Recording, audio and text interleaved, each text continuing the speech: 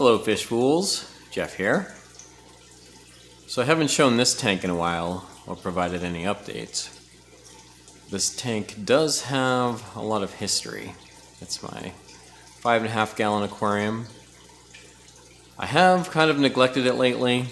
Now that I have put more focus on some of my bigger display tanks,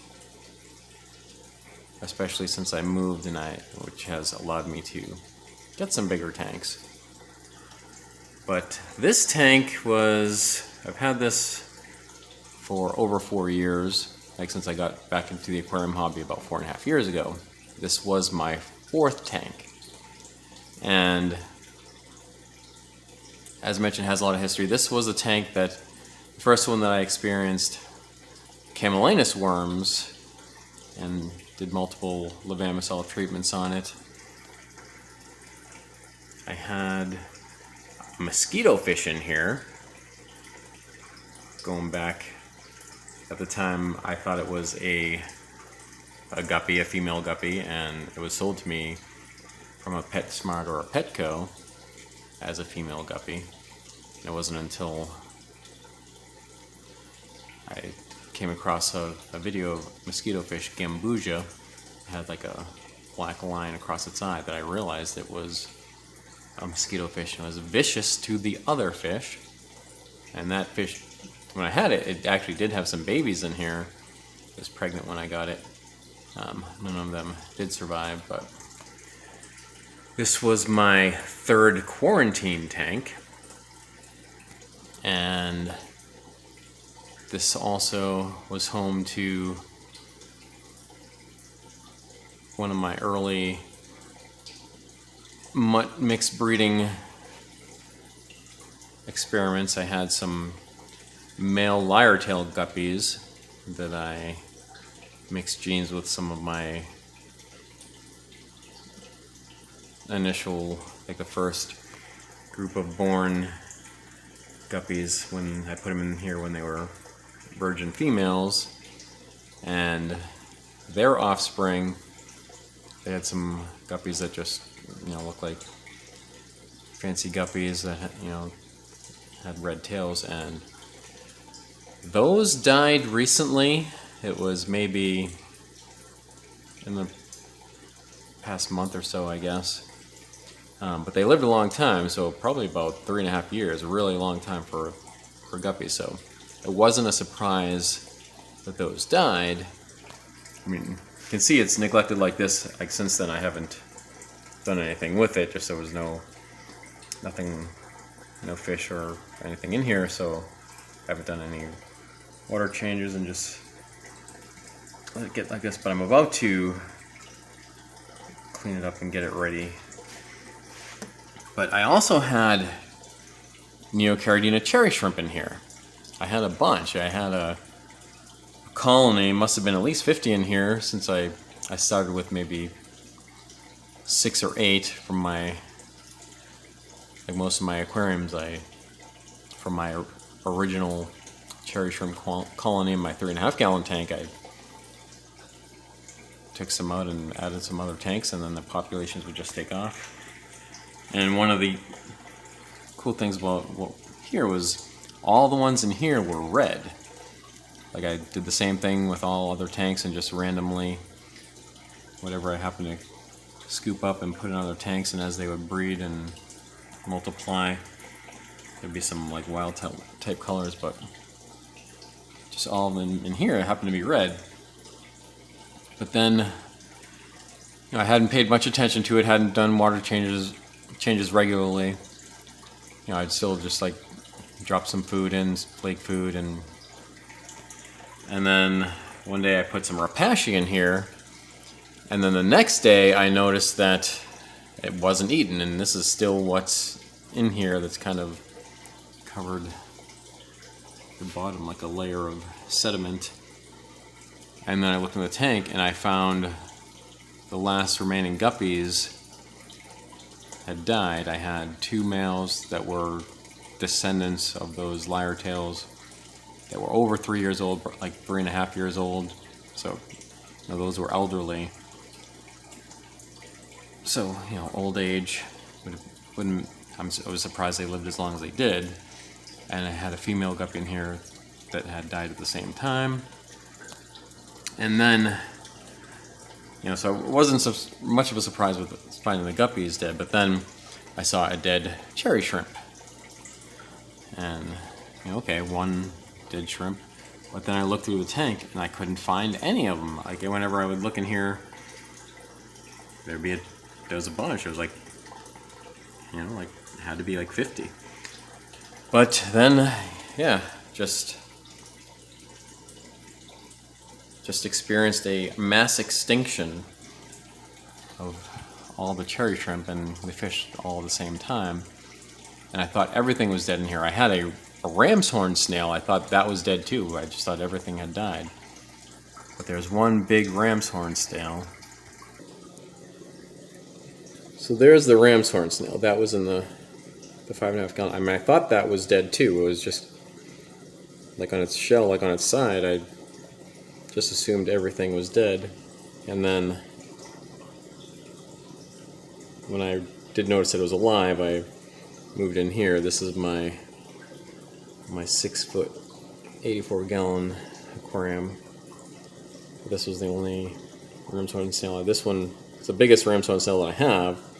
This one actually grew outside in this little tub I have. I would just, doing water changes, I would just throw water in it outside and there would just have some snails in it. And I just noticed one big snail in it and I put it in the 5.5 gallon. Yeah, that was the only surviving animal. Well, except for maybe some of these. There's still like these little, whatever these are called, these types of snails, like little flat mini Ramshorn snails. But yeah, no shrimp survived, and like the plants are okay. I mean, there's a bunch of Swordtail, Java moss, there's Java fern, a little bit of Ludwigia repens, and this is Rotala indica, I believe, and the Anubias nana petite is back there.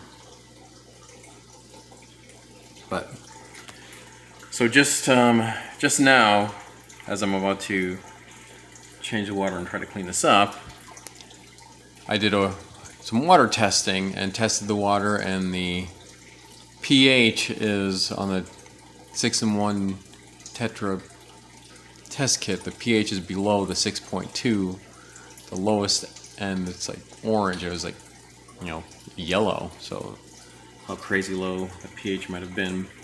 The nitrates were crazy high, super dark red, and you know, well beyond like the 200 at the top of the chart.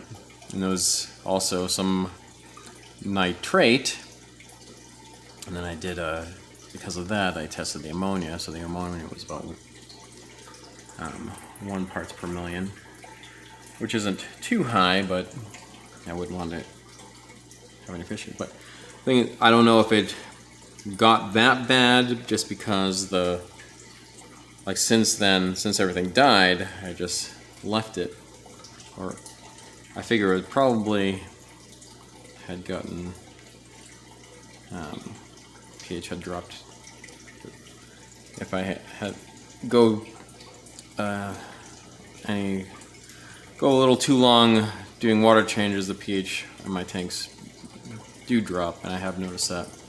Like the pH out of my tap is 8, so if I do maintain regular water changes, it'll stay in that range, but it did drop.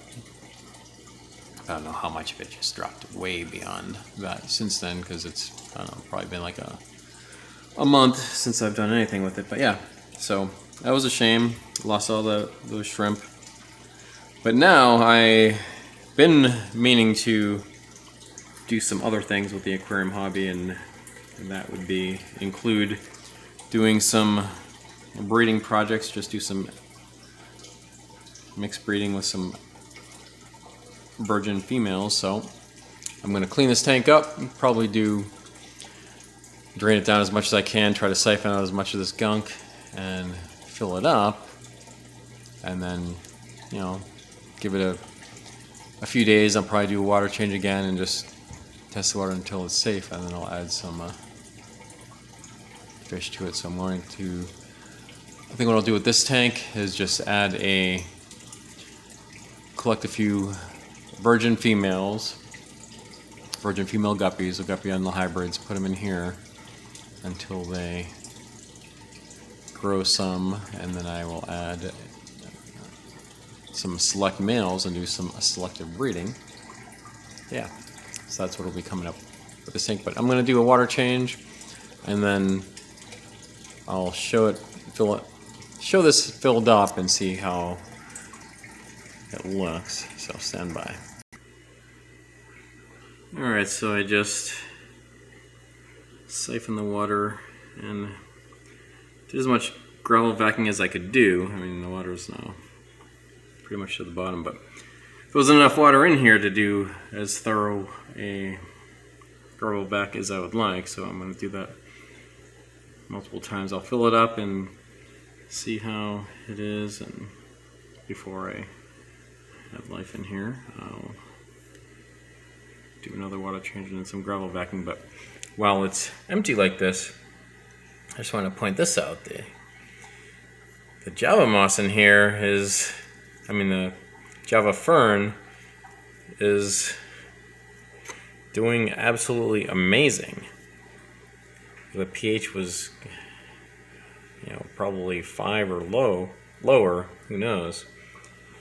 And the Swordtail is looking good. The Java moss is looking okay, not as good as some of my other tanks, but this is like perfect, flawless Java Fern. And the Anubias too, the Anubias Nana Petite right there. If I compare this in here, in this planted 40-gallon community tank, the Java Fern in here, has some holes and stuff, and I've been adding, I just recently did a water change, and I've been adding fertilizer in here, and the lighting would be better too.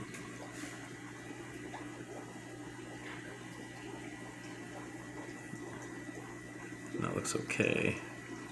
This is, but it's still decent, and it propagates and grows, but it's not, it does have noticeable flaws.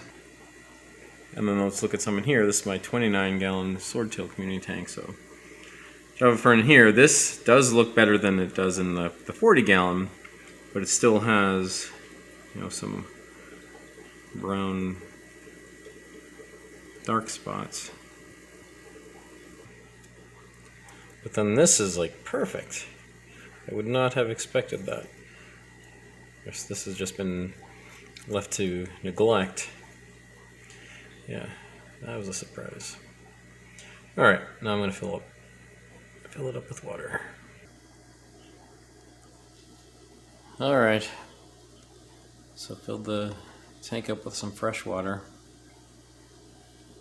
And as I was filling it, I pointed out those like perfect leaves on the Java Fern, but now I'm just realizing that maybe that's a difference of immerse grown leaves, because the water had drained down, just evaporated down, and those were at the top.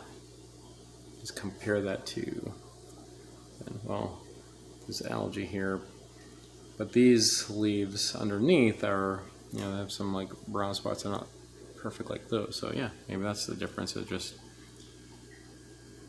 difference of immerse and submerse growing. So I'm just going to leave this tank for a little bit just to flow with fresh water, and then I'll give it a couple days maybe and test the water and do some more gargle vacuuming, scrape off the algae here off the glass. Then when it's ready, I will begin some breeding projects, some selective breeding. I'll get some virgin female guppies most likely I'll just take some virgin females out of this tank while they're... Try to get some while they're small enough, like just old enough they can tell them apart, to sex them between males and females. And I'll take females, let them grow up, and then I will find them a breeding partner male. Alright, well that's it for now. And remember, I'm Jeff, and I enjoy fishies. Thanks for watching.